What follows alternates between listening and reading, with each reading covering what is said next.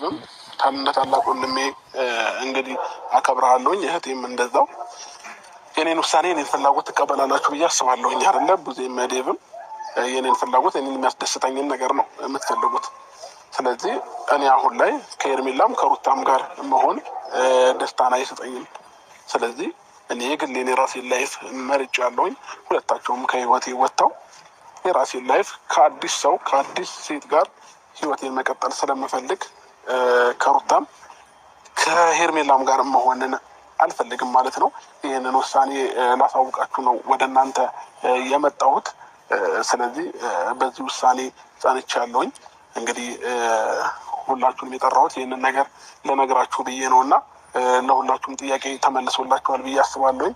ከዚህ በኋላ እኔ የግሌን ላይፍ መኖር ስለምፈልግ ንትርክ፣ ጭቅጭቅ፣ ብዙ ነገሮች ስለሰለቸኝ ሄርሜላም ሩታም ላይፌ ላይ የመጡ ሁልጊዜ መጨቃጨቃቸውን ማቆም ስላልቻሉ እኔ ደግሞ ሰላምና እረፍትን ስለምፈልግ አዲስ ህይወት ከአዲስ ሴት ጋር መኖርን ስለምፈልግ ከዚህ በኋላ ሩታም ሄርሜላ ህይወቴ ላይ እንዳትደርሱልኝ ስለነበረን ቆይታ ከልብ አመት። ማነሽ ደግሞ አሁን የፈረደብሽ ሶስተኛ ሴት አስባችሁታል? ኧረ በስመ አብ ማለቴ ወንድ ልጅ ሲወዳችሁ ነው እንጂ ወዳችሁ ሲሆን እንዴት እንደሚጫወትባችሁ እቃቃ ለምን ብትሉ ሄርሜላም ራሷ እየተለማመጠችው ነው። እሱ ፍላጎት የለውም ቀለበት እንዲያደርግላትም እና ቤል ናቸው የገፋፉት። ሩታም እንደዛ ስንት መከራዋን አይታ ነው ፍቅሯን የተቀበላት። ግን የሩታና ሄርሜላ በጣም ይለያያል። ሩታ ከመሬት አንስተዋለች። ዛሬ ላይ ብዙ ነገሩ ተቀይረዋል። አይደለም እሱ ቤተሰቦቹ ሁላ ተቀይረዋል፣ እውነት ለመናገር ማለት ነው። ግን አሁን ዛሬ እሱ እንደፈለገ የሆነባቸው ነው። ምክንያቱም እሱ ፍላጎት የለውም፣ አይወዳቸውም።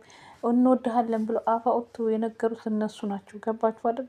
ዛሬ ላይ ግን ወደ ሶስተኛ ሴት ነው እንጂ የሚሄደው እናንተን አልፈልጋችሁም፣ እናንተ በቅታችሁኛል፣ እናንተ ጠግቢያችኋለሁ፣ አሁን ላይ አታስፈልጉም እናንተ። ሰላም ጤና ይስጥልኝ ውድና የተከበራችሁ የብዙኃን ቻናል ቤተሰቡ እንዴት አላችሁ? እኔ ያለው እግዚአብሔር ይመስገን ሁሉ ሰላም ነው። እናንተም ሰላማችሁ ይብዛ እያልኩ ዛሬ የምሰማው ነገር ምንድን ነው እናንተ? ኧረ ምን ጉድ ነው? ምን ጉድ ነው? አብርሃም ግን እንደዚህ ትክክል ነው ብለህ ታስባለህ? ነገ አንተ እህት አይኖርህም? እህቶች አሉ። ለምን እንደዚህ እንደምታስብ ብቻ ባይገባኝም ማለት ነው። ስለ ልጁ ነገር ተውት። አብርሃም እያሰበ ያለው ብቻ ገንዘብ ምናምን መስሎታል። ገና ነው አብርሃም፣ ገና ብዙ መብሰል ይቀረዋል። የምሬን ነው የምላችሁ። እስኪ እናንተ ላይክ ሰብስክራይብ እያደረጋችሁ ግን በመጀመሪያ ቀጣይ የአሁኑ ላይክ ሰብስክራይብ አይቼ አዲሷን ፍቅረኛውን አመጣላችኋለሁ። እኔ ስላየው እኔ እንትን ነው ብዬ ሊያስወሩበት ምናምን ነው ብዬ ነበር። እና ለማንኛውም ይሄ ቪዲዮ 20 ወይንም በትንሹ 30 ላይክ ታገኘ ነገ አሳያችኋለሁ አዲሱ ፍቅረኛው ማለት ነው። እኔ አውቃለሁ፣ ግን ይሄ እውነት አልመሰለኝም ነበር። አይቼዋለሁ ከዛሬ ስንት ቀን በኋላ ማለት ነው። ነገ ይዤላችሁ እመጣለሁ ውዶች ማለት ነው። እና ሲቀጥል ውዶች ማለት ነው ወንድ ልጅ ፈልጓችሁ ሲሆን ነው እንጂ እናንተ ፈልጋችሁ ሲሆን በጣም በጣም በጣም ልዩነት አለው። ወንድ ልጅ ከወደዳችሁ በንብርኩኩ ይሄድላችኋል አይደለም። እነሱ እኮ ሌላ ወንድ እስከሌለ ድረስ ሩታ ባንዱ ግን ትለማመነዋለች፣ ሄርሜላ ባንዱ። በተለይ ሄርሜላ ሩታ እንኳን ተውት፣ አንዴ ገብታበታለች።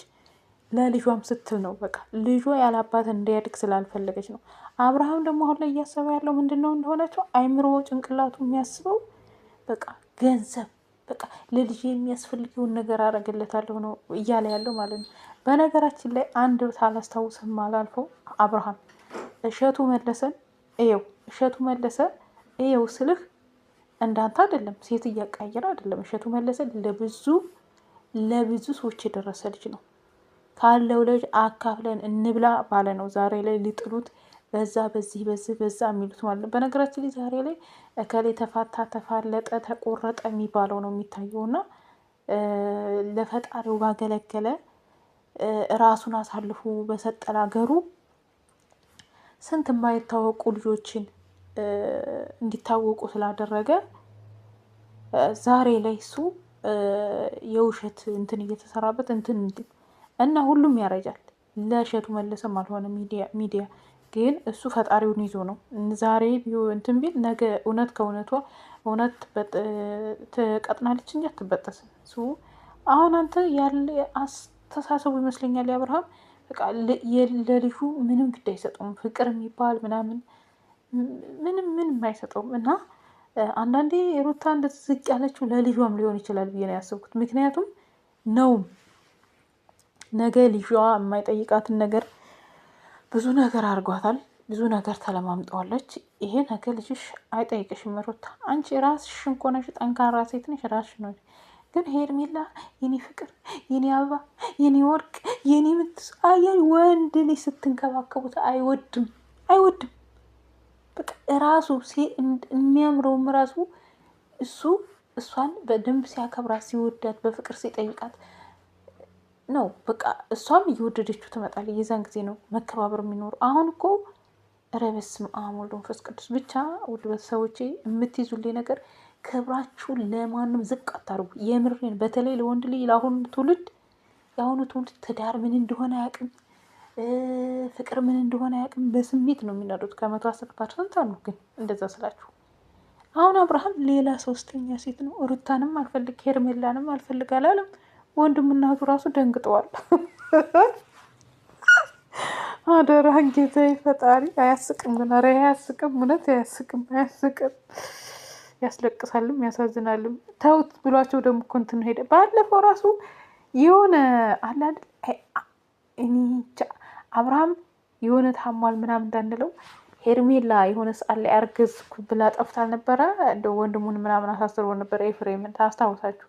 ከዛ በኋላ ነው ደግሞ ወደ ሩታ ሊመለስ የነበረው። ከዛ ድራማው ሲበዛበት ደግሞ ሌላ ሴት አበስ ገበርኩን ጊዜ ከእንደዚህ አይነት ያውጣችሁ ፈጣሪ ነው የምለው። እስኪ ወንድምና እህቱን እንዴት አድርጉ ጥሏቸው እንደሄደ ላሳያችሁ።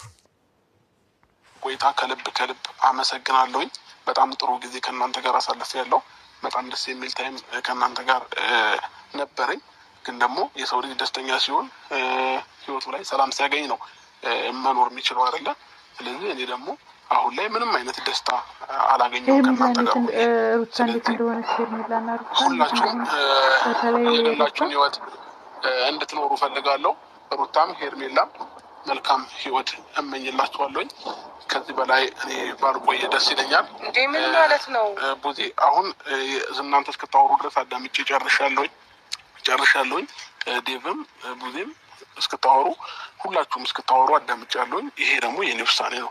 አሁን እናንተ እንድታወሩ ስለማልፈልግ ካሜራማን መሄድ እንችላለን። መልካም ጊዜ ሆነ። ምን ማለት ነው? እንሂድ። አያችሁ አይደል? በጣም ፈጣጣነቱ ራሱ ወንድምናቱን አላከበርም። ብዙ የፈለገችው የነበረው ከሄርሜላ ጋር እንዲቀጥል ነበር፣ አልተሳካም። ግን ቢቀጥል አንቺ ብትፈልጊ ኖሮ የወንድምሽን እንትን ብትፈልጊ ኖሮ ከልጁ ጋር እንዲቀጥል ነበር ማድረግ የነበረብሽ። ገባሽ አይደለም? እና ሲባል ነገስ ያቺ ልጅ አንተ ጋር የምትመጣዋ ምን አይነት ልጅ ናት? እንዴት ነው አብረሃስ የሆነችው? አብረሃስ ሸለሌ ስትል የነበረው እኔ አይቻታለሁ። በነገራችን ላይ እኔ ውሸት ነው ብዬ ነው። ነገ የሩታ ዕጣና የሄርሜላ ዕጣ እንደማይደርሳት ምን ያክል እርግጠኛ ናት? እኔ ልንገርሽ አብርሃም ጋር አሁን አብረሽ ያለሽ ልጅ ማለት ነው እሱ ወደሽ ከሆነ ኦኬ፣ ትንሽ ትላላችሁ። በነገራችን ላይ እኔ ሪል ቤተሰብ ያየሁት እንደሆነ ቆፍጠን ያለ ቤተሰብ ያየሁት እንደሆነ ታውቃላችሁ። የኤፍሬም አባትና እናት እህቶቹ እና የማርክ እናት ቆፍጣና ናቸው፣ ጀግኖች ናቸው ማርያምን። እና ብቻ አይዶን ነው እንደው መጨረሻን ያሳምረው። የሴት ልጅ እንባ ግን ሩታ በጣም አልቅሳበታል። በነገራችን እንደዛ ነፍሰ ጡር ሆና ብዙ ነገር ሲያደርጋት አሁን ደግሞ ይባስ ብሎ ኧረ በስመ አብ። ከእንደዚህ አይነት ይሰውራችሁ። ክብራችሁን አትጡ። ክብራችሁ በተለይ ለወንድ ልጅ ክብራችሁን ምንም ይወደኛል ብትሉ ክብራችሁ ለወንድ ልጅ ያሳልፋችሁ አትስጡ። ክብራችሁን ጠብቁ። ቆፍጠን በሉበት። ምን ወንድ ቢሄድ ወንድ ይመጣል ማለት ነው። ይኸው አሁን እሱ እኮ በሞራላቸው ላይ ነው የተረማመደባቸው ማለት ነው። በስመ አብ ወወልድ ወመንፈስ ቅዱስ